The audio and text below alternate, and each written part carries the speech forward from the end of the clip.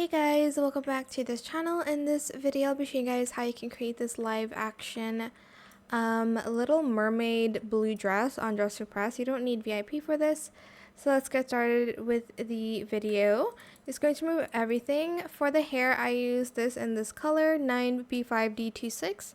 Then for the headband, I used this pink color in denim. For the adjustments, I did position Y.42, Z.5, and scaled it the same. I just did like the smallest adjustment.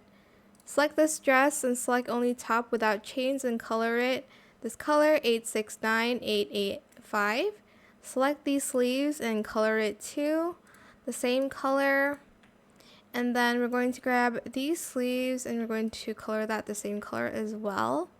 Then we just need two more items from Codes, which is this one in just collar in that same color, and then the witch skirt in that same color too. And just to cover it up, we're just going to use these pants, and that is it. I don't know if she wears shoes or not. I can't really see that well, but I hope it was helpful for you guys. Don't forget to like, comment, share, and also subscribe to this channel if you haven't done that already.